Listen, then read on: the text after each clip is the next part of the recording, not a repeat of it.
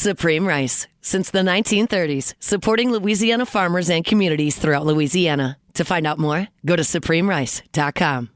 Why choose a Sleep Number smart bed? Can I make my site softer? Can I make my site firmer? Can we sleep cooler? Sleep Number does that. Cools up to 8 times faster and lets you choose your ideal comfort on either side. Your Sleep Number setting. Enjoy personalized comfort for better sleep night after night. And now, max out your savings. The more you buy, the more you save on beds, bases, and more. Plus, get free home delivery on any smart bed with base. Limited time. Check it out at a Sleep Number store near you or at sleepnumber.com today. Live at lunch. You are looking live. Live at lunch. Live at lunch with Ott and Hanny on 104.5 ESPN, Baton Rouge. What the hell's going on out here? Now, here's Jimmy Ott and Charles Hannegriff. Yeah, for some reason or another, you sound a little taller on radio. Is it live? Is it live? Is it live? Is it live?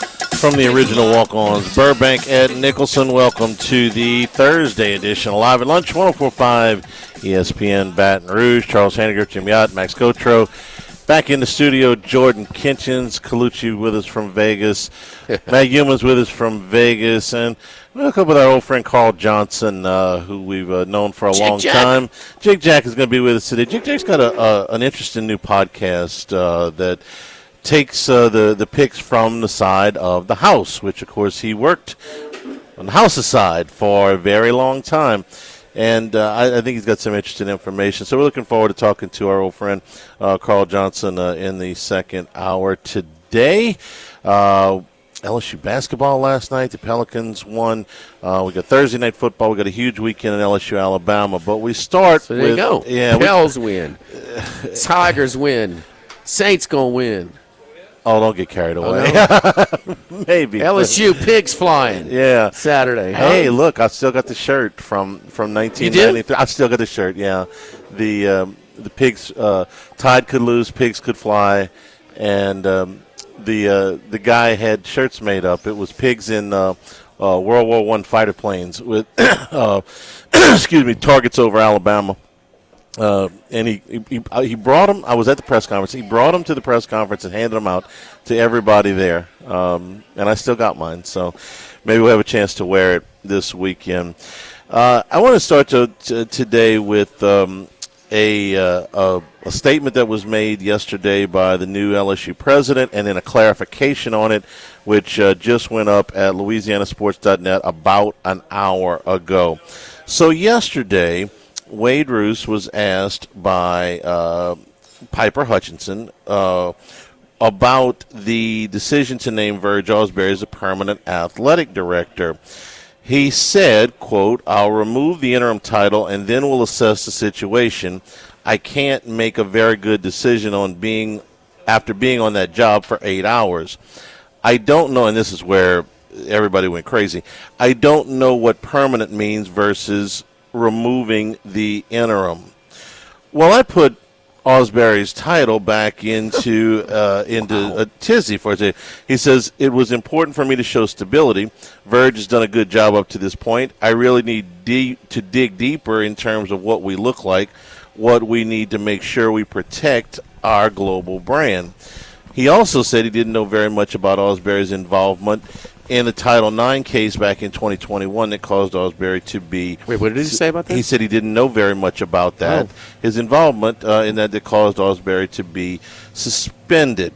Well, this sent the world into, the LSU world anyway, into a tizzy over the last 12, 14 hours, whatever it was. That was yesterday afternoon. It was actually right after we got off the show. These comments came up. So then the same old question started: is Verge the AD? Are they going to go look for another AD?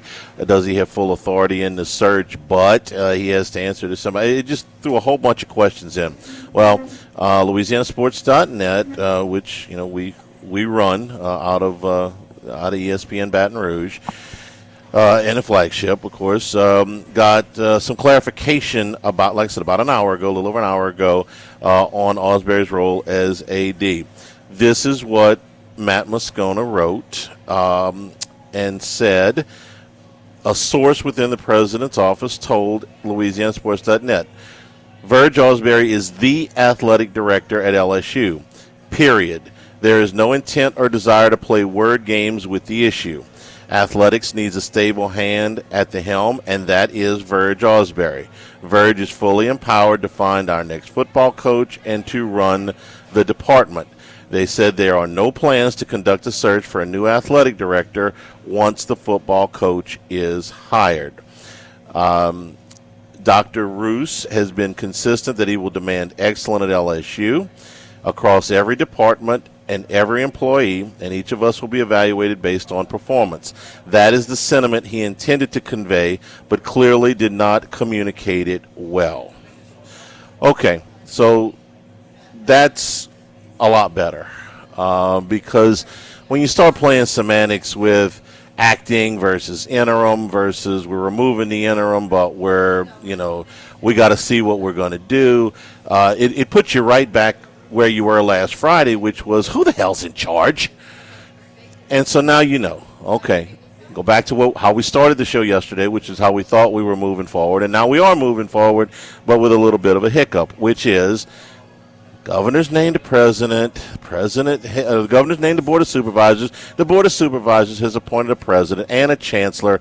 They have appointed an athletic director. The board of supervisors voted on the president. Voted on the president. Yeah. Excuse me. It's okay. We need to get the wording right. Yeah, we need to get the wording right. Yeah, okay. It's kind of important. It is. You're right. I apologize. He wasn't appointed as an interim. He was voted. He was voted in as the permanent. Permanent being defined as long-term employment without a specific end date. Okay, I'm confused, Charlie. So anyway, and then the president has named his athletic director, permanent athletic director, again without an end date, without another search going on, to go and hire the football coach with his committee. You got all that? Charlie, I'm confused. Oh, well, you're not the only one, but go. So, please ask questions. I'll do my best here. This is your corner of the store. I mean, this is your. You're supposed to keep us up on all this stuff. I am.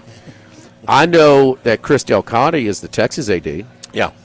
I know that Ross Bjork is the Ohio State AD. I know that Scott Strickland is the Florida AD. Greg Burns, the Alabama AD, and our buddy Dan Radakovich is the Miami AD. Charlie.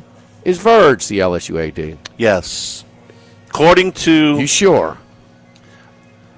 According to Matt Moscona, who quoted Matt wouldn't quote a source, and I didn't talk... I haven't talked asking, to Matt. Charlie. I'm confused. Okay.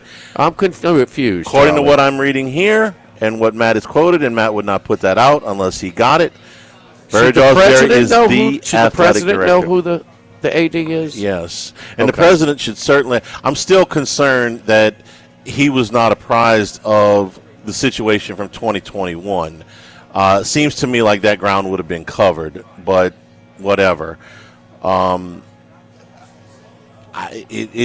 sure? I'm as sure Stay as I can. till tomorrow? No, I mean, look, something different could happen.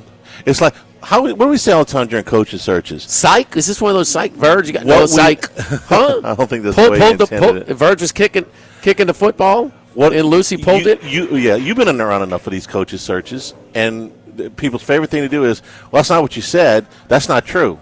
Well, it was true when I said it, okay? Things change in coaching searches all the time, okay? Negotiations, things break down. He's going to be the coach. He's not going to be the coach. I always say, wait until somebody's at a podium accepting a job before you say it's a done deal, and even that, at times has gone screwy, as Dana Altman or Bobby Cremens. So, yes, this is the latest up-to-date information with a bona fide source. And what he said the first day was, hey, we'll announce this official. Dellinger's original report, which was Tuesday night, Tuesday late afternoon, early evening, which was that Verge is going to get the job full time. Verge had just done an interview with Matt. He had done an interview with Tiger Rag Radio. And then after that interview, but before he went to the women's basketball game, Dellinger broke the story. And he said they're going to name Verge the permanent AD, expect an announcement in a couple of days. And every major outlet that I saw picked up that story and ran with it and had it until about midday yesterday when these other quotes came out. And it was like, whoa, wait a minute. What did you change your mind? Did something happen? And then when he said he didn't know anything about the Title IX stuff, it's like, well, wait a minute. Did something happen? And it turned out, no, nothing happened. He just didn't phrase what he was trying to say very well. And, for anybody that wants to blame, well, you're blaming Dellinger. You get a little bit of that online. Well, Dellinger should have been. No. Dellinger reported what he was told by LSU officials. Dellinger's been at this a long time. He's as well-sourced as any reporter in college football, and he's even more well-sourced here because he worked here for a long time. So would you say that everybody picked it up, and LSU did not dispute it? Okay, that's the big thing. Michael Bonnett's as good as it gets. Okay, he's been at this 25 years. If they had, as SID, okay, as SID, well, he's been in the department. He's been in the department for probably 10 years more than that. Yeah. If they had run, if the national media and the local media was all running with an erroneous story, Michael would have called him. Michael would have said, "Hey, wait a minute, no, that's not true." They let it run because it was true. Okay, it was just complicated by a misstep by the incoming president yesterday, or miswording. We got to be careful with our words, Jimmy. You just said you said appointed and they were voted, and I appreciate you correcting me. That's okay. I mean, I'm just trying to give you a little help here, Joe. Look, appointed. Bird's the AD. Yes. Okay. Yeah. You sure? I think so. Okay. I mean, this is the gift that keeps on giving, huh? Well, it does provide for show content. Interim coaches. Now the coach is still interim. So Gundy got fired. Napier, Sean Foster from UCLA, Franklin, Pittman, even Dilfer. First game back, teams were 1-5 straight up, but they're 6-0 against the spread. Oh, okay. With 1-5 straight up, but 6-0 against the spread. You got 6 of them? I thought there was Oklahoma State. You got Colorado State. You got Oregon State. Oregon State played a non-board team, and they won outright last week, so that'd be 7-0. Okay. I'm digging up the Colorado State, and then you got the others that are about to play their first game with their interim coach. And Florida covered, but Florida lost. covered. Yeah. The Arkansas lost to Tennessee, but covered the 10. Yeah. They lost by 3. Penn State lost to Iowa by 1. They covered plus 3. Yeah. UCLA plus 6.5, lost by 3 at Northwestern. Okay. Florida lost by was it 3, 4? 4. Played plus 7.5. Gunnar Stockton made sure of that. Oklahoma. He giveth, he taketh away. Sorry, just had to New children's book by Charles Hannegriff, about to be released. Thanksgiving for your stocking stuffer. Gunnar Stockton. He giveth, he taketh away. Can we get one of those nice little characters to put on the front of the thing with him like a Santa Claus And hat? Oklahoma State was getting 21 against Baylor. They covered. They lost by 2 touchdowns, but they covered. One of the few games they've covered. Yeah, that was the first one. Yeah, and the only one still, right? Maybe so. I think they're 1-7 against the number. Yeah, maybe so. Yeah, so okay. If you say so, Charlie. You told me yesterday Verge was the AD. I did. The president said no. Or maybe he really does didn't the president say no. know what interim is? Well, I mean, he's. I would think that he knows what the difference Was Will Wade interim or permanent when he was at McNeese State? He was permanent. Okay. Started on suspension, but he was permanent. Okay, just had to sit some out. All I can tell you is if Dr. Roos, who I don't know at all, okay, and am encouraged by what I've heard about him and his leadership coming to LSU. If he didn't understand before yesterday that every word he says about LSU athletics is going to be intensely scrutinized, then welcome to Baton Rouge, because every word you say is going to be intensely about LSU athletics is going to be intensely scrutinized. Say whatever you want about the chemistry department, 9 out of 10 people won't notice. But if you say something about the football team, the athletic department, people are going to take notice. So welcome to Baton Rouge. That's how it is here. You and I have lived here a long time. That's just how it goes. We could play interim or permanent quiz, huh? Okay. I mean, I'll throw out names. Yeah. Donald Trump, permanent. You sure? Well, he hasn't. He hasn't. Actually, Donald Trump has, as does every elected official, a temp job. Hal Hunter, interim. That's very good. For one game. Yeah. 1-0. Interim coach was what he went straight up and covered the spread. He did. Rohan had a hell of a game. Rohan lit him up, boy. Yeah, he did. That Black Friday. Big day. Yes, big day indeed. against Arkansas. That the end of the quiz, or is there more? No, we got we have more. Butch Pierre. Interim. Yes. Ed Ogeron. Both. Okay. Yeah. See, we could do this for a while. Yes. God. Yes, Charlie. Yeah, I think. Okay, I'm catching on. All right. You threw me for a loop yesterday. You made me look really stupid because I went out, and one of our sponsors. Friend, we went right by. We looked stupid together, I guess. Because Well, I mean, I went and said, "Oh, yeah." We weren't the only What do you ones. think about them ripping off the Verge not being AD now? I was like, "Well, wait, what happened?" Charlie told me today. I mean, I start researching numbers after I get off the air. Right. I mean, Otterlocks had to go 2-0 in action last night, and a little throw in on the LSU Tigers minus the number. You got there late on Ball State, but okay. Hey. Are we They all count. Are we No, going they all to be picky on how we cast it? I could give a poop less. You know that, bro. Right. No, it was late. Ohio was late the night before, too. Right. Who cares? Well, I care because I had Kent State, but okay. What against you? Kent State got smoked. Yeah. That wasn't close. No. The 17-13 game. They're all the same team. Was it Kent State? It was Kent State. It yeah. was Kent State. Yeah, Who did Toledo smoke? That was Northern Illinois. Yeah, that's right. Yeah. Yeah, and got that and one my right. quarterback was hurt. You looked like it was trending that Kent State was going to win. Yeah, catching Bad field, bad place kicker. Yeah, Action. Permanent or interim? Oh, permanent every November. Every Tuesday and Wednesday in November. All right. Mostly. Okay. The Big 12, permanent or interim? Oh, I'm going to say interim because they seem to change. Yes. every year. Yes. Very good. Very good. You getting the hang At of the very it. least temporary. You getting the hang of it. Hey, we got some cool stuff coming in here. Walk-ons next week for the morning game. Yes, indeed. 11:45 kick between LSU and Arkansas. Maybe Hal Hunter will toss a coin. Honorary captain. Undefeated 1-0. Only undefeated coach in LSU. Just like Al Ott. Maybe somebody back. Best in the passer 1800s. rate, best pass completion percentage ever. 1 for 1, 6 yards at Miami. There you go, baby. Friday night, halfback pass.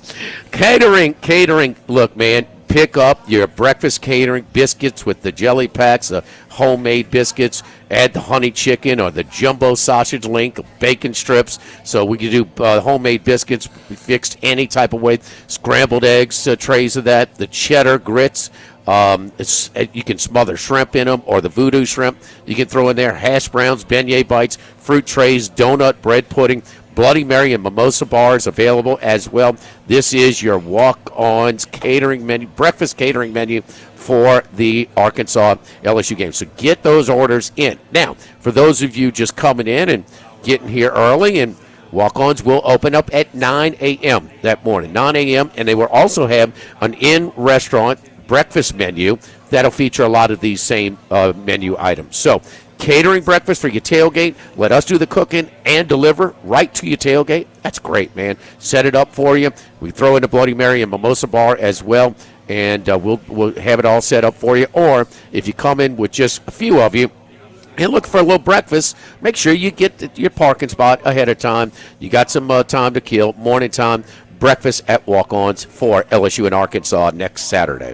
Live, the original Walk-Ons live at lunch 104.5 ESPN Baton Rouge.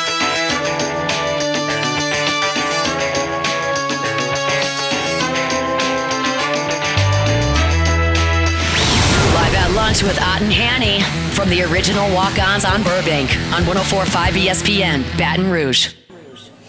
Remember, you can always get the show on demand, 1045ESPN.com, LouisianaSports.net. And that is brought to you by Supreme Rice, supporting our Louisiana farmers since the 1930s. Make it Supreme Rice. For more information, go to supremerice.com. We got I'm going to Vegas here at the bottom of the hour, but we got college football notes before we get to that. We'll do the basketball stuff in the second hour. Well, how the line has changed on this Big Ten matchup with Indiana going to Penn State. Penn State was close to a double-digit favorite back in the summer. Indiana now 14.5. Indiana 6-0, 4-2 against the spread, and including those two games that they did not cover. They're covering by a combined 188 points. That's 31.3 points a game. The program with the most losses ever to exercise some vengeance with Signetti. Is Penn State going to even get in a bowl game? Probably not. The Aller's replacement, Ethan Gruckemeyer, freshman, 119 he's thrown for a game, 0 TDs and 3 interceptions. I mean, they got to win 3 of their last 4. Michigan State, Nebraska, Rutgers. After this, if they lose this, they got to run the table. That ridiculous pre-conference schedule, their only wins on the season. What kind of odds could you have gotten in the you couldn't even place a bet, I guess, on Penn State not to make a bowl game. We talk about the analytics all the time. You go for it or not. Do you call timeout here? Game management, clock management. And what do I say? And I love analytics to bring me to the game to let me know what the average is. But man, just whether it's that Oklahoma kicker, if he's kicking, you better have a different chart. He needs to put some pants on. Daisy, man, Father says he knocks it through in his Daisy Dukes. He needs to put some pants. He needs to put some pants on. Street was flustered, boy. He was flustered. I'll never forget that SEC Media Days when Steve Shaw spent 45 minutes with us explaining this will be enforceable if it is not covering the knee. You need pads covering your knees. If it is not, the offensive linemen don't have it covered. Nobody. Tell me one player in college football that has it covering its knee. It's gone. But anyway, we digress.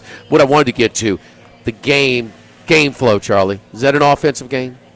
Yeah. Okay. 999 yards between Clemson and Duke. So, were they going on 4th down? Yes, you go for it on 4th down more. You got an offensive game. Yards are easier. They were 8 for 8 combined on 4th downs. And then, of course, with less than 30 seconds to go, they score. They go for 2. They hit it. Mensah and Klubnik, by the way, best game of the year for him. You might want to make a note of that because he was he threw for a season high 385 yards, season high 10.7 yards an attempt. So, and just a second game this year with 0 turnovers for Cade Klubnik. The absolute no-brainer to go for 2 because at that point the defenses are exhausted and they weren't very good in the first place. It's going to come down to a 2-point conversion, whether it's now or in the third overtime, or the second or third overtime. So you just soon do it now when your opponent doesn't have an answer. You making the play come down to one game? I want. Okay, that's fine. These comes down to one game. You wanted your defense or your offense on the field? I want my offense on the field. It's going to come down to a 2-point conversion anyway. So just soon do it now. It's just if they had missed, they missed. But that was the right call. So LSU and Auburn interim. We talked about that. The 6 highest profile. And we'll just go with the Power 4. The 5 Power 4 jobs. All teams lost, but all teams covered the spread. Auburn and LSU both catching points. Auburn plus 6.5 at Vandy. 3-game stretch for Vandy. Are they showing a little fatigue? That was a long game that was decided at the end against LSU. An emotional game, emotional build-up, end game, where you got outgained and out-possessioned 2-1, but stole it from Missouri, and they finished with the ball at the foot line to end that one. It showed. Good job by you and Max identifying with that spot. With again Texas, they were down 34-6, and now they're going to take in Auburn. Auburn, by the way, DJ Durkin, their interim coach. He's DJ Durkin. Interim. Both. He's been a head coach too. Maryland, right? Yes. So both. Come on now. Both. Come on. It's like Ogeron. Yeah. Come on. You're right. Jackson Arnold will not start. Ashton Daniels will start. He was not any better than Arnold in the loss, obviously, against Kentucky. But they will make that one. And one more. Do we evaluate coaches, first-year coaches, on how their teams progress over the course of the season? Absolutely.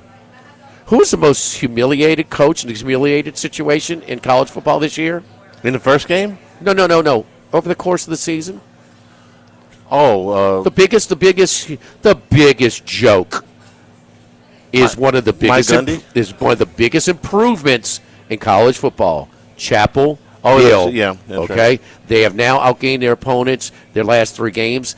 Keep in mind they are plus 278 rushing the football. Want to run the ball? Stop the run. plus 278 combined over these 3 games. So Virginia and Cal, those 2 losses, they lost a turnover battle 1-6. They had another turnover for a defensive score that put them behind 7-3. They're out rushing their opponents by 76 points a game. This is a much better team than they were earlier in the season. They're 3-0 against the spread now. Clemson completed 4 passes. Syracuse the other night. 4 passes, like 4 for 17 or something. Collins got benched. The backup threw for a little bit more. He threw for like 45 started the yards. Game, I believe. The other guy did? Yeah, he started the game. He was 4 for 14 or 4 for 15. Finished it was with bad. like 45 yards. It was bad. It was bad. Don't forget our friends at Legacy Title. Chad Reynolds, Legacy Title for all of your real estate closings. 296-0060. Full-service title company servicing all of South Louisiana. Fast, friendly, professional services, which you get when you call 296-0060. Ashley Donald, Mariana Haynes, Adrian Galata, Michael Platt, Natalie, and Bradford Smith. Buying, building, refinancing. Nobody chooses but you. Choose Chad Reynolds at Legacy Title, 296-0060. Joseph Filardi, 4 of 18 for 39 yards. Yuck. QBR of 1.9. Filardi, interim or permanent? Neither. Live at lunch from Walk-Ons 104.5 ESPN Baton Rouge. It's time.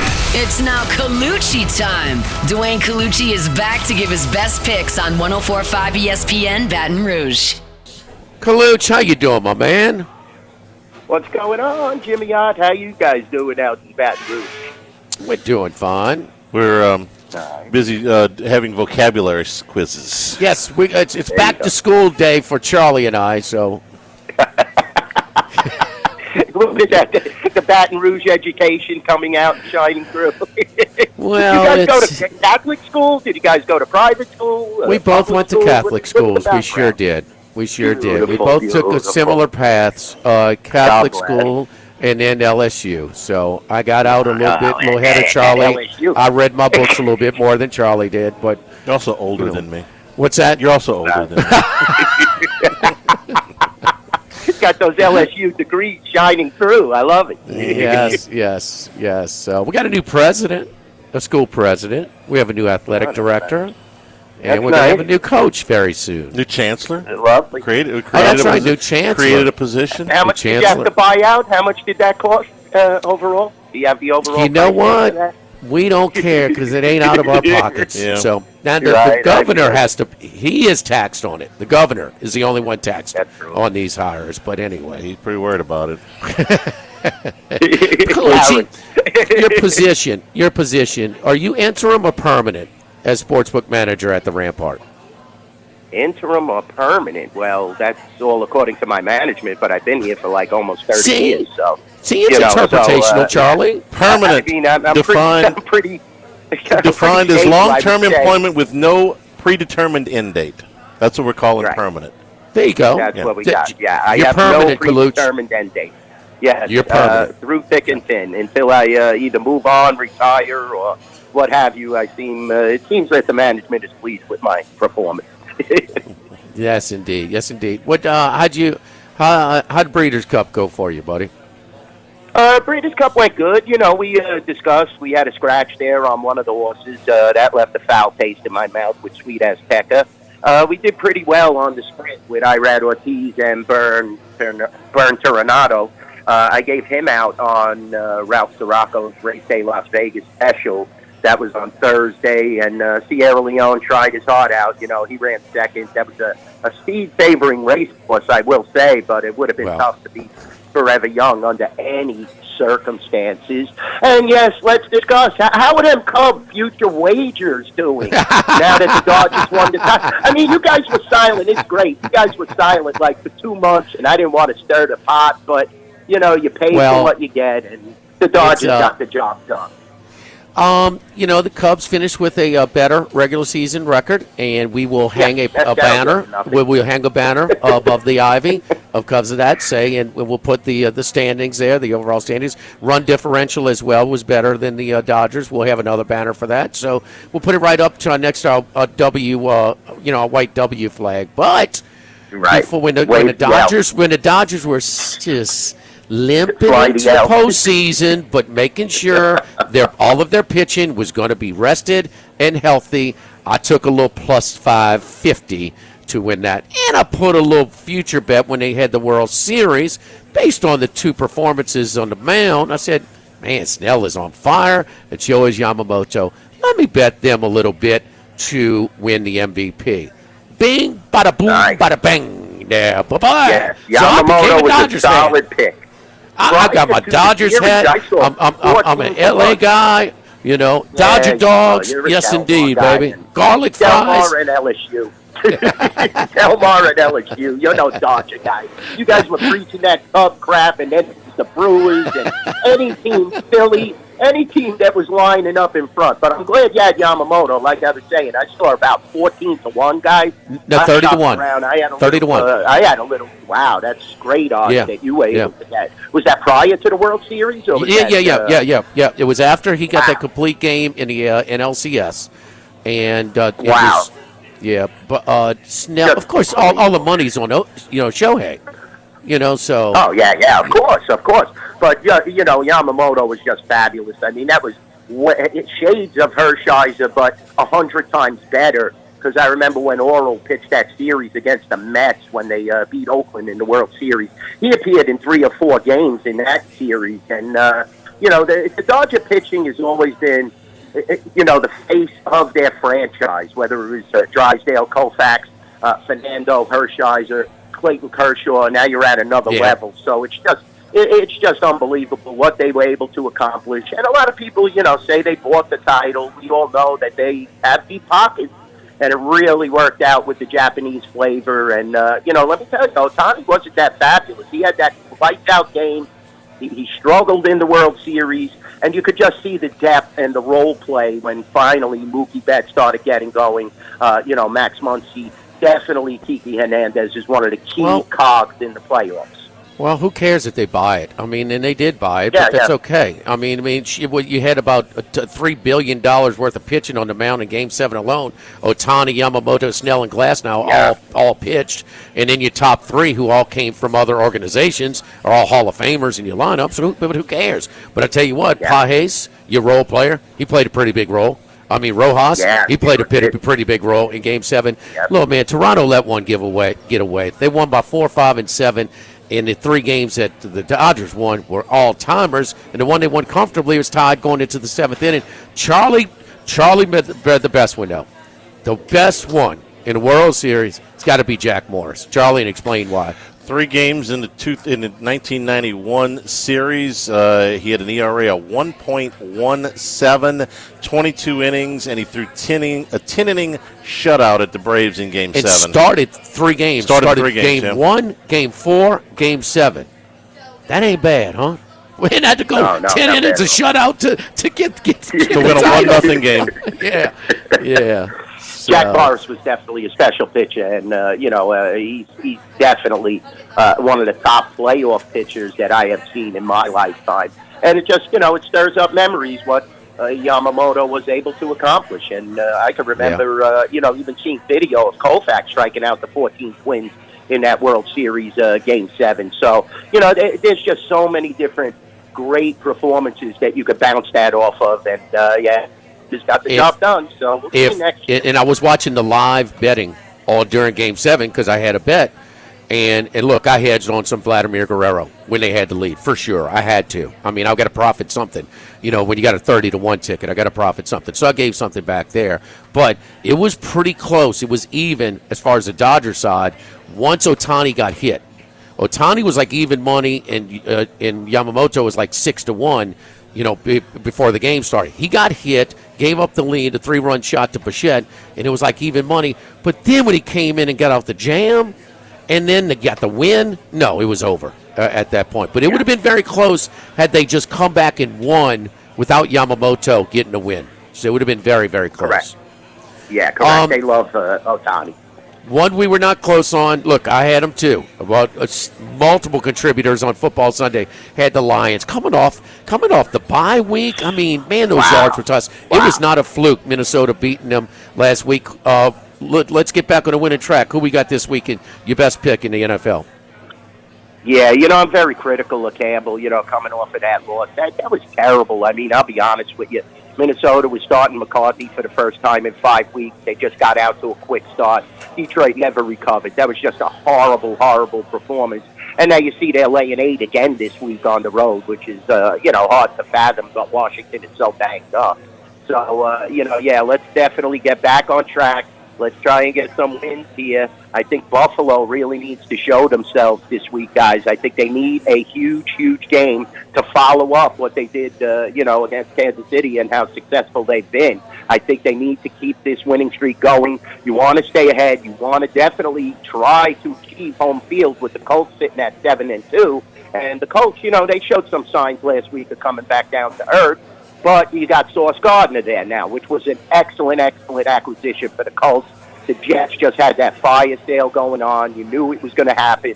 I actually thought Breece Hall would have been mentioned in that as well. Chipped out another guy to my Cowboys. So, I think Buffalo is in a good position. I mean, we're looking at another ticket count that's about 75% on Buffalo throughout the United States.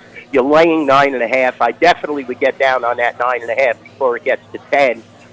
Miami just in disarray, fired the GM, but not the coach. That makes no sense to me. I just don't think that they are putting forth a good product. You have Ollie Gordon on the sideline fighting with coordinators, taking tripping penalties, banged up. It's not a winning formula there right now. And I think Buffalo will take advantage despite, having trouble with division rivals early this season. Buffalo is the play this week, 9.5.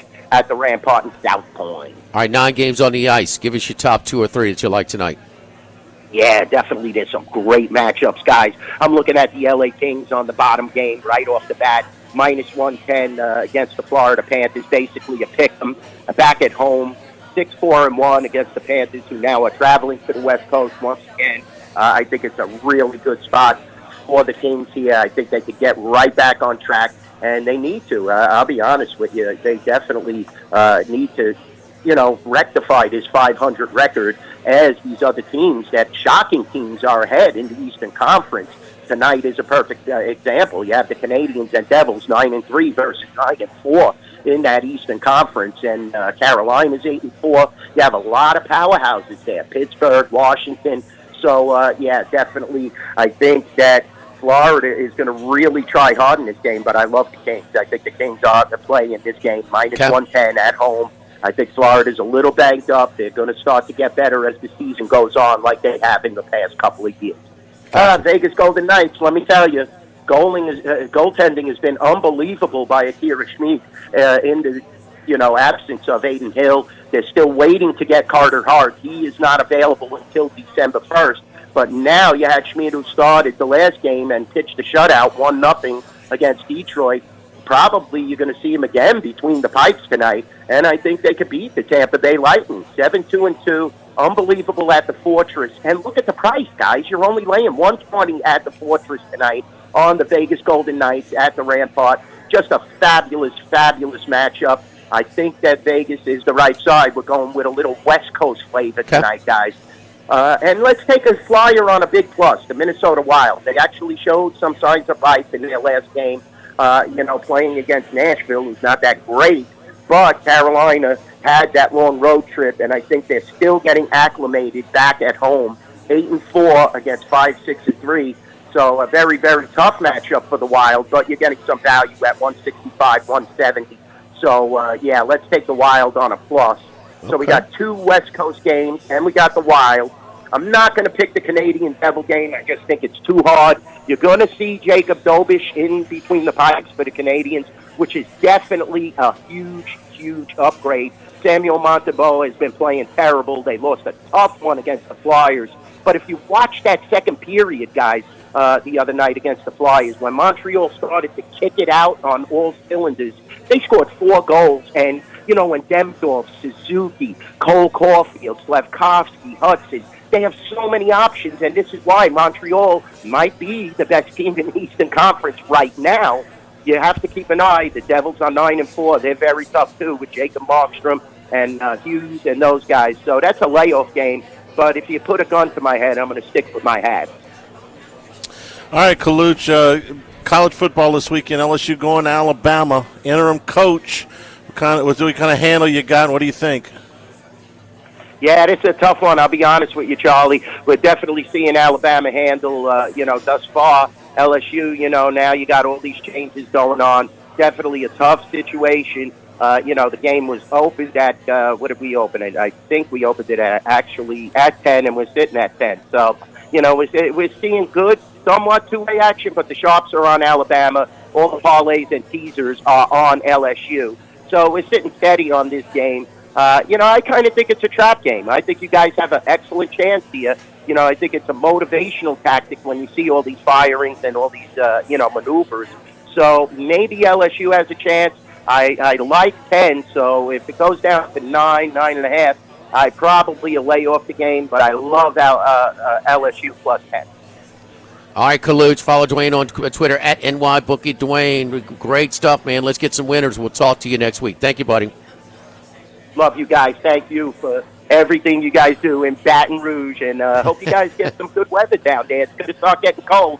Yes, indeed. Yes, indeed. All right, Kaluchi checking in. Don't forget our friends at Relief Windows and ReliefWindows.com. Windows, doors, siding, and shutters. Exterior, some of the windows that we do. Vinyl windows, storm impact windows, and wood windows. If your homeowners association requires wood windows like mine, you got to call Relief Windows. So proud to be the premier Geldwin Wood Windows Company.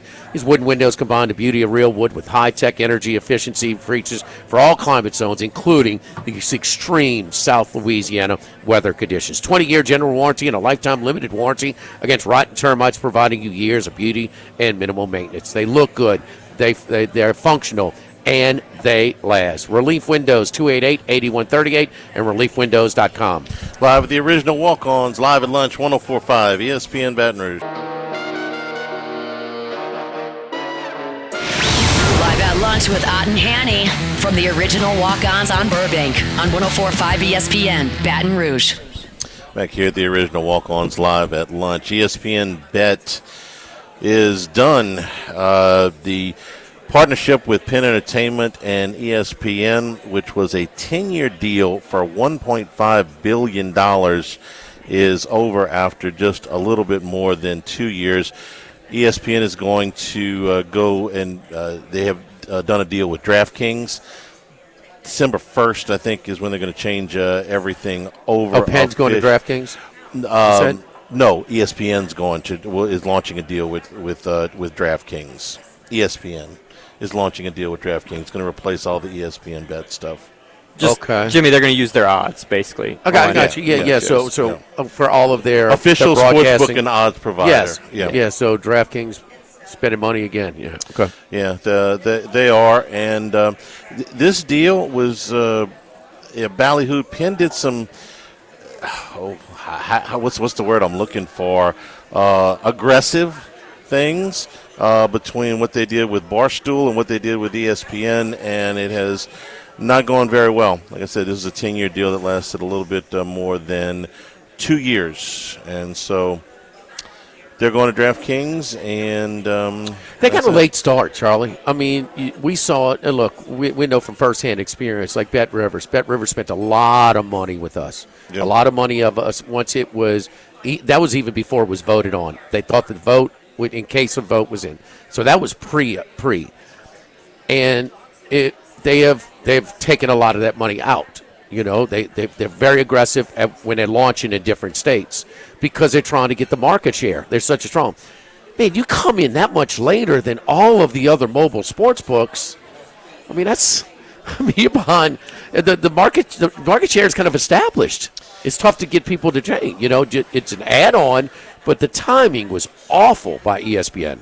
Between the Barstool deal, the Score deal, and the ESPN deal, Penn game and took a shot here. All right, we'll take a break. We'll come back. We'll talk to Carl Johnson. That is next here at Walk-Ons Live.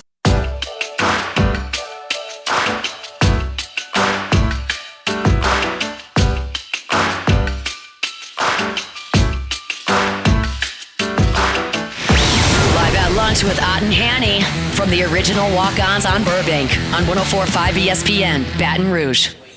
And return here at the original Walk-Ons Burbank at Nicholson. Less than a mile walk to Tiger Stadium. We been here many, many times, so we'll be opening up early on the day of the Arkansas game. That's a week from Saturday. And, of course, so you come out here and watch all of the games this Saturday and Sunday here at Walk-Ons, Burbank and Nicholson. Our catering breakfast menu for the early start with LSU and Arkansas next Saturday, 11:45 kick. Biscuits, homemade biscuits. You can add the sausage gravy, the honey chicken, the jumbo sausage links, bacon strips, scrambled eggs, pans of cheddar grits. You can do it by themselves, or smothered shrimp, or the voodoo shrimp, Cajun hash browns, beignet bites, fruit tray, donut, bread pudding. Bloody Mary and mimosa bars available. We can set it up. We will at your tailgate wherever you are on campus. Sounds like Carl Johnson's menu. Huh? Definitely, and I've been here for the breakfast menu before. We're bringing Carl Johnson out. Jig Jag Johnson, long-time sportsbook manager everywhere from Las Vegas to Mississippi. Carl, it's great to have you back, man. How you doing? I'm doing great, and I'm telling you right now. I mean, you guys made me hungry with that spot right there. Don't we always? You know, Carl, we worked with you for years, and you launched a new platform, and I've been intrigued by it. I've been following it since you launched it, and basically, I'm going to let you describe it, but I call it Book Needs. I call it the view from your side of the counter for a long time, and analyzing the sports wagering industry from that standpoint. Yeah, I mean, look, I'm going to be the first to admit, Charlie, I was, I retired in May, and I was just looking for something to do, spend some time. I kind of thought that I would get maybe 25, 30 guys that were interested in what I was doing, and it just absolutely. I went from like 2,500 followers to almost 11,000 followers in like a 2.5-week period. We have a simple concept. And first off, let me say this. I started, Windworks Gaming started sponsoring me. And what that did for me, they were interested in my shows that we do on Spaces and stuff like that. They're gaming people. That's what they do. They're involved in betting, and that's just right up my alley. So they took an interest in us, and it just absolutely freed me up to create what we now stand with 262 members in our group. Now, the basic concept is this, that, ultimately the books usually win. Week in and week out, they have a couple of bad weeks. And what we try to do, the concept that I brought to our group is that we was going to try to get on the book side as often as we could. If we could, we would leave the game alone. And then what we look for, not only that, because we don't just bet off what the book needs. We want some triggers in place that kind of justify the bet with some sharp movement stuff and things like that. But it's been really successful. I mean, we're running like 66% in college football. Pro football, we're running like 53% for a total of overall, I think we're 84, 50, and 3. And I think that's like 61%. That's awesome. That's yeah, and you know me, Carl. You've dealt with me before, and I want to know who y'all need. I like to be on the house's side, and that's kind of a standard. It's I think you, in our conversations over the years, when you were at Beau Rivage, we would talk about how it's kind of leveled off, how public some are, because you got some people playing the contrarian more than used to, with all the information that is out there and all the media. It's so much more mainstream and covering this stuff. But no, I think I know you wanted to take all of your experience, it's valuable experience, in privy to who y'all need, a one big bet, how it can influence the handle, but it's not necessarily tickets, and maybe a public dog and some. All of those years and how it's evolved to be more contrarian and kind of leveling off a little bit. We just don't see the point spreads we used to in the NFL and some of the others. So, but I think you've done a really good job of presenting it, and coming up with the guys call you in, and reminds me of the old score phone days back in the in New Orleans. People, Carl, what you showing on this game? What you showing on this game? And you give out the little information, and the information is just really, really valuable to a lot of people trying to handicap. Yeah, that's right. I mean, look, our Spaces shows are just from the educational standpoint has really helped a lot of guys that listen to us. Things that they were never aware of before. So we're proud of that, just as much as we are, how well we're doing with the games. But, look, it's been really interesting, man. I mean, I was looking to do this maybe 4 or 5 hours a week, and now it's just, it's full. It's almost full time, but it's keeping me involved, and I absolutely love it. Carl, just to give an example of what you guys did on Sunday, you put out, these are what the books need. Minnesota, the Vikings. And we were talking about how Detroit was a very, very public place. High handle. The books really, really need Minnesota plus the points and that game to go over, which also happened in the Lions-Vikings game. Needed Atlanta plus 5.5. Well, missed extra point is the only reason that they lost. So you get that one. And in Houston, which you probably should have gotten, but didn't, and C.J. Stroud got knocked out of that game. Yeah. So those might not have been those sexy. were the right sides. Those were the right sides on everyone. It might not have been the sexiest, taking the Vikings against the Lions. But as well as anybody, the sexy side, hey, that's what I want to bet. That's what, that's the fun team to bet. The books clean up on that stuff. That's right. And look, the greatest thing about our system and the process that we put in place, the guys all bought into it, because it has absolutely zero opinion. It's not my opinion.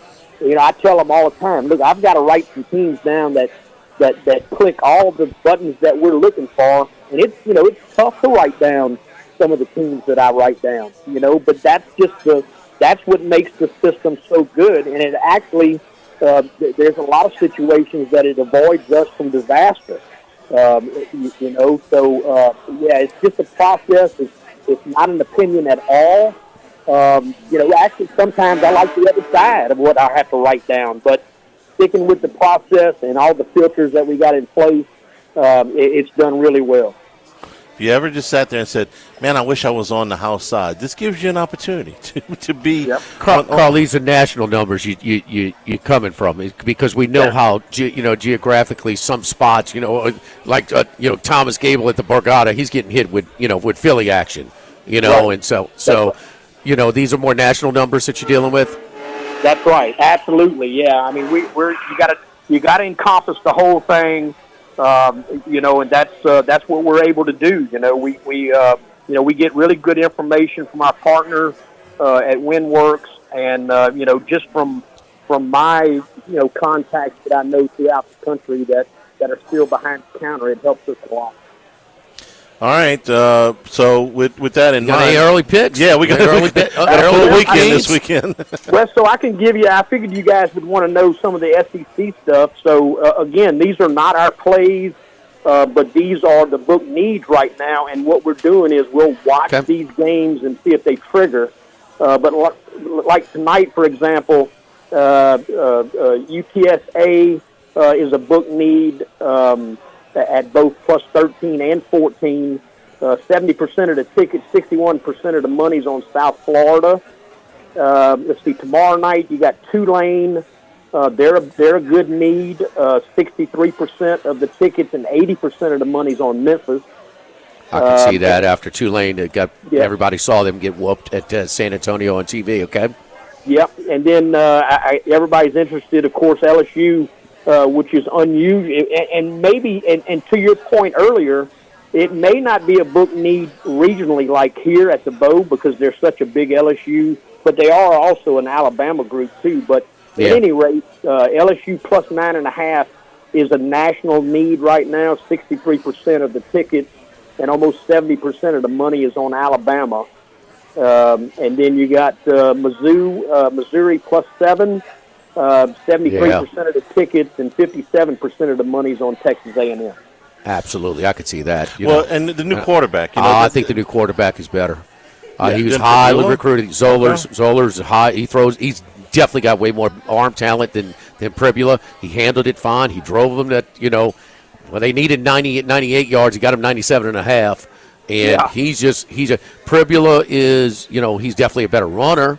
There's no doubt he's got more experience, but this guy's got more arm talent. He was thrown in there, and he didn't look totally unfazed in the Vanderbilt game. And wouldn't it be like A&M to get to this point in the schedule and lose one that they're not supposed to? Highly, highly, highly recruited, man, and he looks pretty good. Yep. Carl, how can people get involved with this new platform?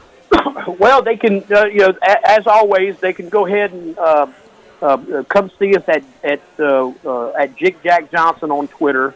And then what I do is I formed a community page, and then now also we've got a private page. So, but they can find me at Jig Jack Johnson on Twitter, and they can send me a direct message, and we'll tell them what they need to do. JICJAC Yeah, Johnson. Get it right. Yeah. JICJAC Johnson on JICJAC. Yeah. Is this Jig Jack spelling? Is this permanent or interim? Well, I was drunk that night when I came up with that name. But that's what once you put it in there, like I created an email for it and everything. And it's been my email for I don't know since email came along. But that's how they do it. But yeah, I was like in one of those Charlie zones. when you pull it up in the description is proud Paw, you're in the right area. That's right. That's absolutely. How is little man? He's eating you out of house and home. He's he's something, man. I mean, he keeps me young. I mean, now he's getting to the point where he can bruise you up a little bit. He's playing football in the living room. But it's an amazing journey. I love it. So, Charlie, is EJ college student interim or permanent?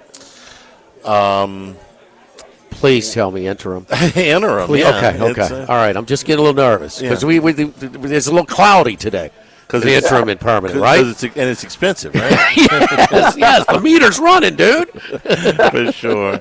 Carl, we miss you, man. Yeah, thanks a lot. I miss you guys a lot. So I'm glad you guys gave me a call and wanted to talk a little bit because I certainly miss being around you guys. Yes, indeed. But pass those book needs to us, man, if you get a chance over the weekend. We appreciate it. That's great stuff, man. You're doing a great job. It is really, really good information. Thank you, brother. We appreciate it.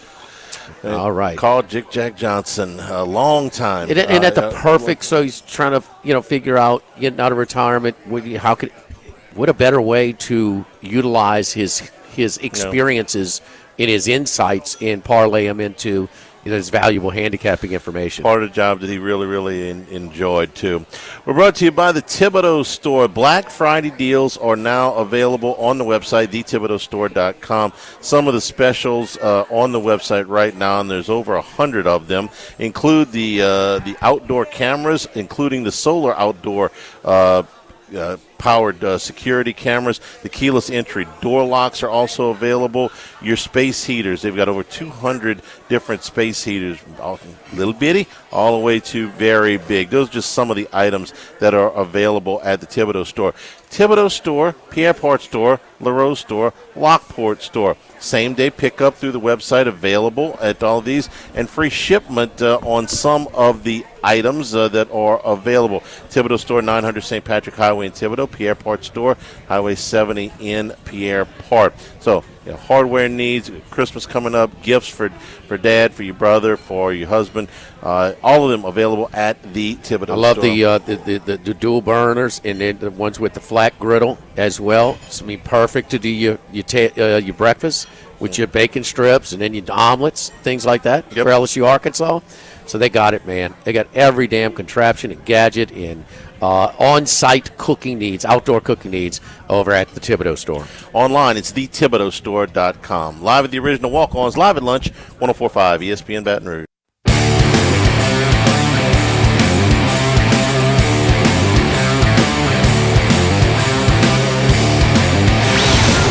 Lunch with Ott and Hanny from the original Walk-Ons on Burbank on 104.5 ESPN, Baton Rouge. And we're also brought to you by the Morris Insurance Group. They urge you to look again if you're having a hard time insuring your camps at your personal properties, your duck camps, your fishing camps along the coast. You need flood insurance. Let the Morris Insurance Group help you out. You need insurance on your boats, on your trailers, on your RVs, on your tractors, on your motorcycles. Any of those big boy toys or the things that are a little bit harder to find a rate that you like, go to morris-ig.com. Morris-ig.com. Get a free quote. Auto insurance, homeowners, and commercial insurance as well. Call 225-201-0007. That's 225-201-0007. Ask for Buzzy Hydell at the Morris Insurance Group. Well, last night, LSU opened their basketball season. 36-point win over Tarleton State. The game was not terribly competitive. LSU got out early and just extended that lead in the second half. But they did put up some eye-popping numbers, shooting 70% from the floor. LSU's only done that 3 times in their history.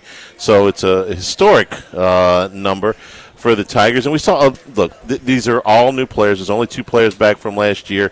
Jalen Reed, who's still working his way back from the injury, and Robert Miller, who had a poster dunk last night. Max, you were at the game. I was watching the football and watching this at the same time, so you watched probably a little bit closer than I did. I saw a lot of this, but you saw it up close and personal, so what'd you think? Yeah, me and about 2,500 other people there in the PMAC. Okay. It was a good showing. Obviously, we should shoot 70%. What more can you say? I thought they got better looks than they did much of last year. Their offense was a little more free-flowing, and that's going to be what we look for in terms of the ball handler, right? D-Dan Thomas comes in from UNLV. He's their prized guy that they got in the portal, and he was off to a good start. 8 assists, 2 turnovers. That's the number I look for. He had 16 points. He shot pretty well, but ultimately I'm going to look for how he handles the ball, and there did seem to be a little more fluidity, a little more movement in this offense. They didn't play with a ton of pace, so they got more in their half-court sets, and I thought they did a good job of still getting good looks. Obviously you will when you shoot 70% from the field. Look, Tarleton State, not a very talented team. They're 0-2 right now, 291 in KenPom with like 360 teams out there in terms of Division I. They did play SMU somewhat close in their opening game. They played, I believe, on Monday. SMU was up only 5 with about 8 minutes to go. Tarleton also played an exhibition against TCU, lost by 34 points. TCU is notable because they lost to UNO. So hard to tell with Tarleton. They also have one of their starters thrown out in the game with a flagrant 2 pretty early in the game. They missed one of their starters coming into the game. So not the best test, but overall a free-flowing offense. There were a couple standouts. Markel Sutton, I thought, had a good offensive showing.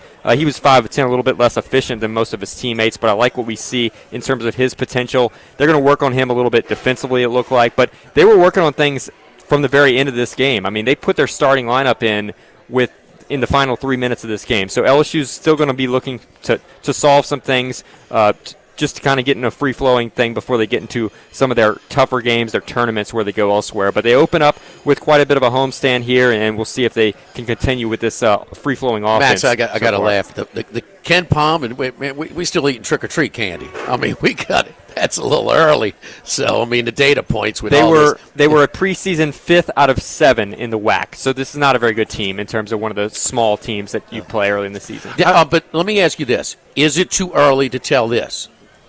Because I thought, man, why are we McMahon teams past couple of years, I mean, not even a great shot. But, I mean, almost like the first shot they can get off. Perimeter, in mid-range, it didn't matter. I mean, it was like they were playing with a 10-second shot clock.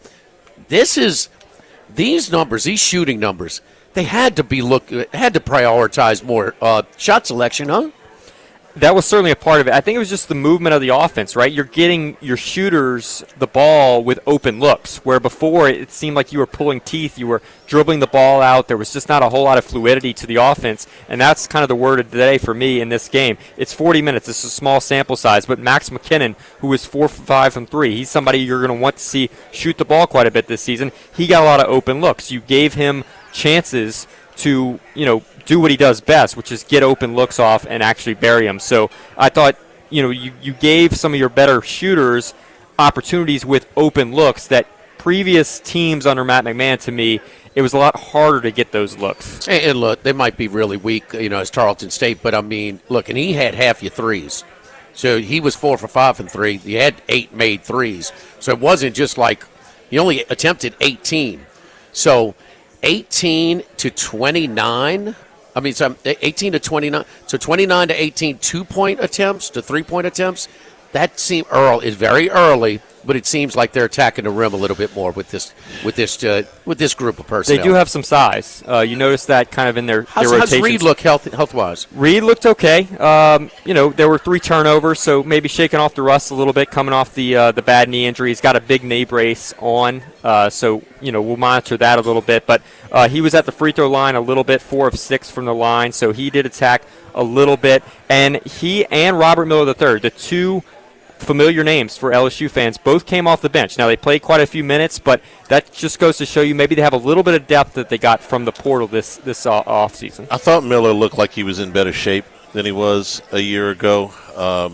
Not just the athleticism highlight, but I thought he looked like he was in better shape. Sutton is interesting to me, and we'll try to give you the background on these guys because I know everybody's like, now which one was he? Because it's all transfers. Sutton is a kid from Omaha and was one of the more highly thought of kids that came over in the transfer portal. He's interesting to me, Max, because he's got some length, and I'm going to get to the post defense in a second, but has some length but is not shy to shoot the three. So, you talk about a 3-and-D guy. Is he going to be able to play the type of defense? Yeah, he's long, but so is he going to be able to?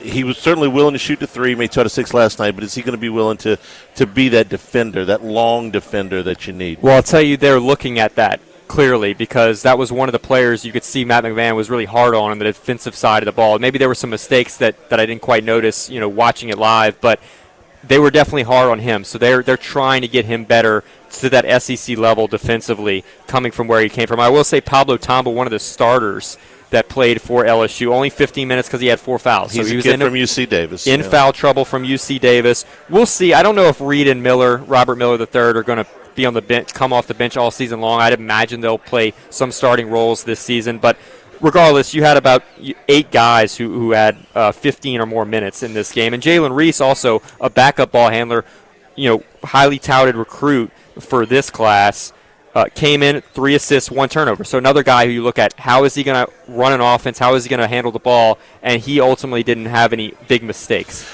The temptation is going to be for Miller to go into the starting lineup for Nwoko, but I don't think that's going to happen anytime soon, if ever, because Nwoko is a very physical. He's 260 pounds. He's got SEC experience. He's not going to put up eye-popping offensive numbers, but he is that physical presence that they need if they're going to play good post defense. I think he's going to be a key guy. Real quick before we go up against a break, but so. If you shooting quick threes or quick shots, period, you're not patient enough to attack the rim. You're not going to get to the line. So last night they had shot 29 free throws and they attempted 18 threes, 29 to 18. That's a flip because they averaged last year 19 free throws and averaged 25 3-point attempts. So you got that's kind of a shot selection gauge that's off to a good start this year. And 21 assists to 33 shots. Good start. To 33 makes. 33 makes. 15.5-point favorites. They won by 36. I heard they were not a locks, baby. Rock a chair. Tigers. Don't forget our friends over at Total Maintenance, one of South Louisiana's oldest and largest AC and heating companies since 1980. They just came to my house 2 days ago for the heating inspection check. Look, you're not thinking about the weather so great right now, but this is the time to get it before it gets too cold and you have to turn those heaters on for the first time. Make sure you got the professionals to monitor. You've heard the horror stories. Don't let that happen to you. Call our friends at Total Maintenance now, 480-1000 for your heating inspection check. And also, we're giving away unbelievable deals on new units for AC units. This unit is just cheaper right now. When you wait till the summer and it breaks down again, it's going to cost you a lot more. Now is the time to get you an inexpensive new unit. If you have a unit that's over 10 years old and has been serviced maybe this past summer or recently, call our friends at Total Maintenance, 480-1000. Live at the original Walk-Ons, live at lunch, 104.5 ESPN Baton Rouge.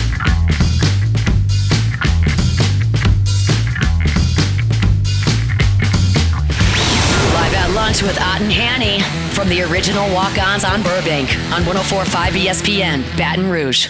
Let's go out to Las Vegas, talk to our buddy Matt Humans from Beeson, as we do each and every week at this time. Matty, how you doing, buddy?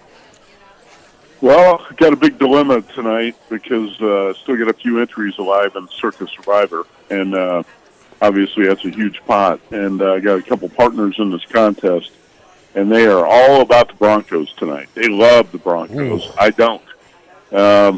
I'll probably end up using one entry on the Broncos. I just got a feeling the Raiders are going to hang in this game tonight.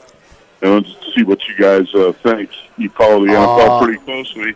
The Broncos have won 6 in a row, and 3 of those have been really lucky wins. They've been playing with fire. What do you think? I think Sean Payton's about to pull his hair out with Bo Nix. He limits him a lot. I think Surtain being out is a big, big deal. And if Stroud doesn't go down last week, they're losing that game. I mean, Mills was just – he held on and made a couple throws to get a couple field goals, but really – and, man, the big boy from the Bay Area, man, from Georgia, he makes a difference. Gino with and without Bowers. How about – and we talk about Bowers, and we knew immediately. And, look, they had more ballyhooed, highly recruited tight ends at Georgia when he first went on campus there. And we're like, oh, no, the freshman's better than these guys.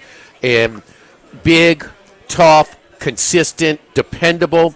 But damn, at the hands, he made some catches in that game. The hands are elite, man. So no, I think this is one of these tricky divisional games on Thursday night that could be a lot closer than people expect. If you're a believer in spots, that's the one thing people have targeted. The Raiders off an overtime game on a short week on the road.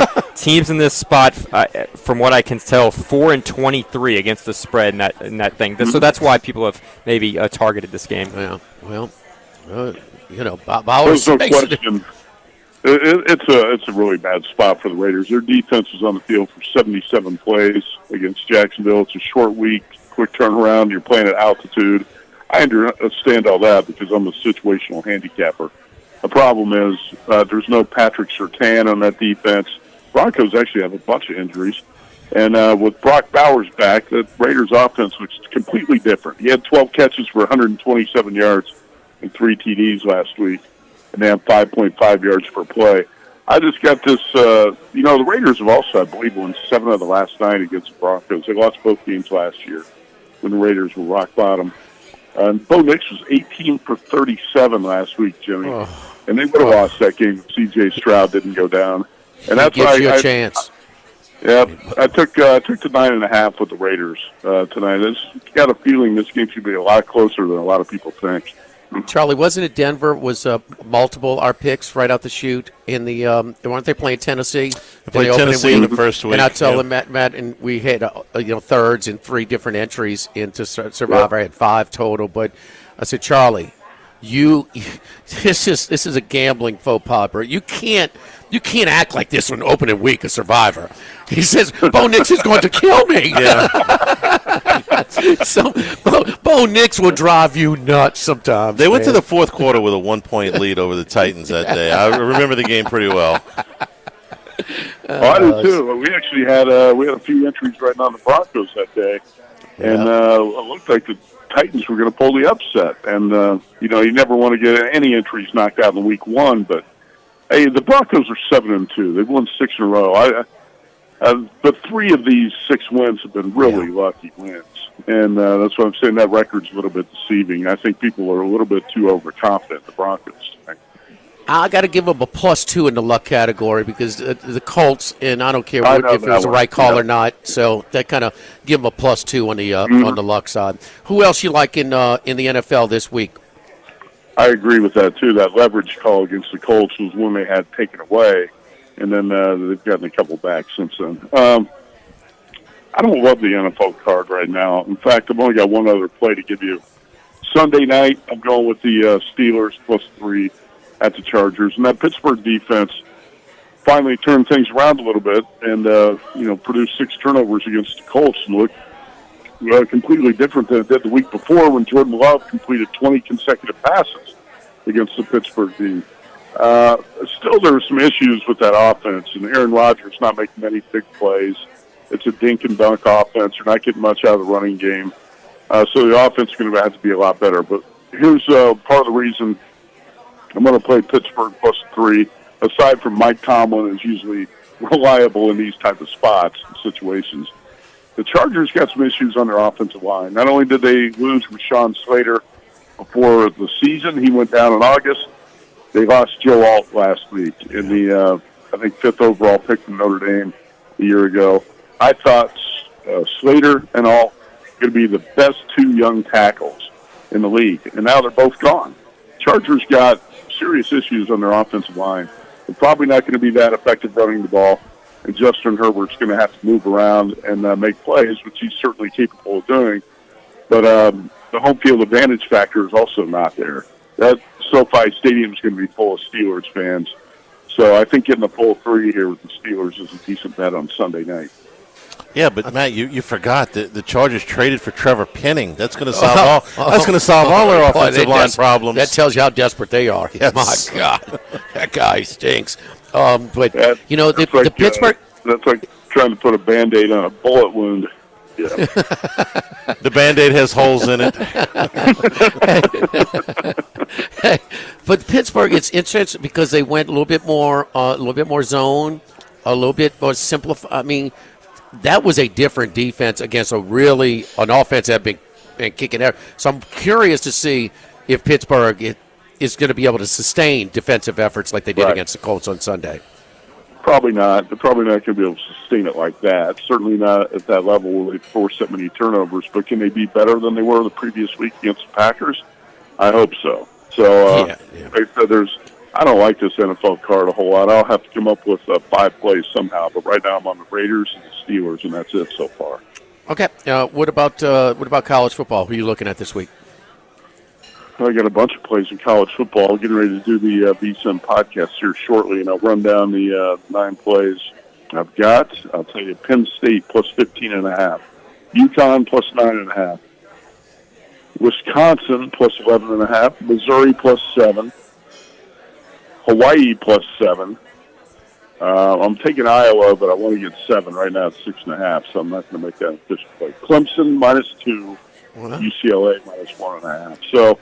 The 3 home dogs I like the most are Penn State, Missouri, and Hawaii. And I will say, for the record, this is the last time I want to try to bet against Kurt Signetti. I'm probably going to like Indiana. I'm probably going to like Indiana in every spot going forward, but he's taking no prisoners.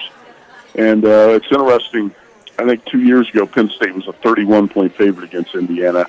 That was a 15-point home dog, but still, just a fundamental matchup with Nicholas Singleton and Katron Allen. You still got a couple of backs who can move the ball on the ground. And Ethan Grunkemeyer, I think in a home start, now with a couple under his belt, should be a little bit better. It's still a respectable defense. And I think it's asking a lot for Indiana to go into Penn State and win by more than 15.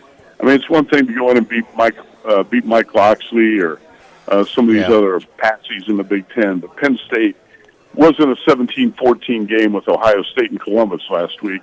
Buckeyes got some bounces that really went their way in the second half, and they pulled away to win that game. But I'm going to try to build a case here for taking 15.5 with the Nittany Lions, and I think they can hang in this game. Don't forget, we've talked about it, the Hoosiers were on the ropes in Iowa City about a month ago, and the Hawkeyes let them off the hook. That was a game Indiana should have lost. Iowa needed to get 1 first down when they had 2nd and 4, and then they couldn't get it. Classic Kirk Ferentz football, ran up the middle twice. They come up short, try to kick a field goal, miss it. Indiana wins the game. So he's not allowed. He's not allowed to get over his. He's going to blow out everybody in all these road spots. What's that? Well, Kirk Ferentz has kept his, he's a poster child of self-preservation. Charlie used to criticize that contract. Nobody's got more out of their contract and coaching than Ferentz's deal, but he's not allowed to win more than 9 games, Matt. So I mean, he's got to, blow him right there. I got Iowa, Clemson, and Missouri. Klubnik, best game of the year for him. Dabo Wines, but he went on, took it to another level this past weekend. And the freshman, highly recruited freshman from Missouri, thrown in there against Vanderbilt, he did not look bad. He did not look bad as well. Max, you've been on Hawaii all year. Max, you there? Yeah, I'm here. Okay. You already cashed that ticket on the win total. I mean, over 5.5. Yep. We were sitting there with mild-mannered Macero in that Italian joint right by the South Point. When we were, and Maui Matt was in at the game, Stanford and Hawaii. So Alihado, the quarterback, short but healthy again, starting to play better. The offense is moving, and actually in net success rate, they were the better team against San Jose State last week, but did lose after trying to come back late. Yeah, there you go. So that was. The one thing I'll say about that is Hawaii came out kind of asleep at the wheel last week against San Jose, and I told Tim Murray, my co-host, he was all over Hawaii last week. I said, I don't like that spot because they became bowl eligible before the bye week. They got their 6th win, and they spent about a week and a half celebrating bowl eligibility. And then they got to come off the bye and go to San Jose against a team that really needed to win to try to get the bowl eligibility. So I wasn't surprised that Hawaii came up short last week, but like Max said with Micah Alihado, over the last 4 games, 384.5 passing yards per game, and the team has averaged 39.3 points a game. Going up against the San Diego State defense, a lot of people are really bragging about right now. And the Aztecs D has allowed 17 points combined over the last 3. But those have been against the worst teams in the Mountain West and the worst offenses in the Mountain West. And Hawaii's a different animal. Hawaii as a dog in Honolulu, outstanding record for Timmy Chang. So those 3 home dogs I like the most. Missouri +7, Hawaii +7. And I guess I would rank Penn State number 3 because Cignetti's so tough to bet against right now. Yeah. Hey, man, that's Cignetti, boy. I mean, he's 4-2 against the spread, but even including the 2 non-covers, 188 points, 31.3 a game. They're covering by. I mean, this son of a gun. I mean, he's taking it personal that Wes's alma mater has the most losses in the history of college football. He is taking no prisoners. And give me a little bit of one of mine that you did not offer an opinion on, but the biggest punchline in college football for a big chunk and for obvious reasons might be the most improved team in college football over the last 3 games. Can you guess? Oh, you're talking about North Carolina? Yes. Yeah. Yes. They outgained their opponents by 75, outrushed their opponents by 75 a game the last 3. Yeah, I was on North Carolina last Friday night. I'm not going to lay the points here, but I think they're probably good. I don't know if you play college teasers much for money line parlays. I would probably have Carolina on something like that this week. I don't feel comfortable weighing the points there, but I do like North Carolina. They've definitely improved. I know a lot of people mocked Bill Belichick when he said, I'm seeing improvement. But he is. In fact, the Tar Heels should have won at Cal. I'm sure you guys remember that game on Friday night a few weeks ago when the North Carolina kid fumbled at the half-yard line and fumbled out of the end zone or was recovered in the end zone. That was a huge swing in that game. So, I like North Carolina, too. I know that Clemson, by the way, speaking of the ACC, that Clemson number are hanging right there at 2. Clemson's lost, 6 straight games, I think, at home against Power 4 opponents. But like you said, last week I thought Cade Klubnik played his best game. They got robbed on that pass interference call down by the goal line. And I don't like Florida State at all. I don't know about you guys, but I don't like this Florida State team at all. I got to think Clemson can get this one. Huh? Well, I thought that was a beautiful call, and I thought Gunnar Stockton's decision was a great decision as well. So anyway, and I thought the Cal, the Virginia DB should have taken a knee. But anyway, so I mean, I'm vested. Yeah. But no, he threw for 385, 10.7 yards an attempt for Klubnik. Dabo he's an easy punchline as well, a target, but he has maintained. He's gotten his teams to still play hard when their ultimate goal is out the way, and they did. They played hard. They just lost a shootout against a good team and had a tough call against them as well. All right, keep Murray under clock now on the podcast today.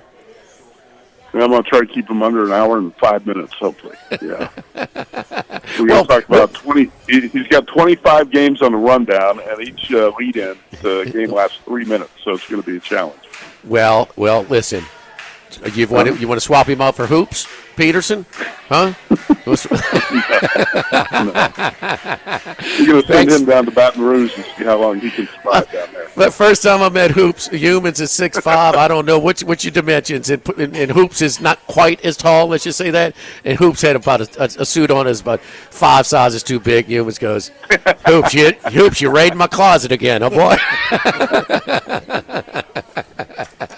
Good stuff. Good luck to you, Matty. Thank you, man. You too. See you guys. All right, we'll take a break. Be back to wrap things up here live at the original Walk-Ons, live at lunch, 104.5 ESPN Baton Rouge. Live at lunch with Ott and Hanny from the original Walk-Ons on Burbank on 104.5 ESPN Baton Rouge. One of my favorite events of the year happens tonight at BRQ, Red, White, and Blue at BRQ. It's our Rovers to the Rescue benefit tonight. We're raising money for Brothers and Sisters in Arms. What we've done with Red, White, and Blue is we've taken certain military charities and we have raised money for them. Well, Brothers and Sisters in Arms is one of the coolest organizations we've ever worked with. They take rescued and donated dogs and train them into full-service dogs at no cost to disabled veterans and first responders, those that are suffering from PTSD and depression. We've helped them build a training facility. It's in Leesville. And you bring the dog in, and actually the veterans end up, they train you to train your dog. Some of their stories are really, really inspiring. And it's a lot of fun because we form 5 teams, each one with a veteran and a local professional bartender, and they are going to create cocktails tonight. We'll vote on them. We'll have professional bartenders judging, and we'll also have the crowd voting for it, and a absolutely delicious Cochon de Lait that is available as well. So you can get drink tickets. You can get a ticket for to eat only if you're not interested in drinking tonight, or you can get a combination ticket for both of them. Doors open at 5 for the cocktail hour, and at 6 o'clock we start the program. We'll announce the winners at about 8, a little after 8 tonight. This is at BRQ on Jefferson Highway, 10423. Rovers to the Rescue, supporting our veterans. And look, if you like the military, if you like supporting military causes and you like dogs, this event is for you. The game's on as well. So it's a lot of fun. Come out and have a cocktail with us and some Cochon de Lait, part of the Cochon de Lait at BRQ. Thanks to our friends here at Walk-Ons. Again, great place to watch all of the games. And the week from Saturday for Arkansas, the last SEC home game of the season, be opening at 9 o'clock with breakfast. You can come in here, get your seat early for the 11:45 kickoff in Tiger Stadium. Here at Walk-Ons, it's less than a mile from Tiger Stadium. It's an easy walk. Get your eats and drinks before, during, and after the game at Walk-Ons. Tomorrow, Jimmy will join us for just a piece of the show, but we'll be starting at 10 a.m. from Rufino's. Richard Dixon and myself will talk in LSU, Alabama, and then our panel of experts all day long giving you picks as we get ready for another huge college football weekend.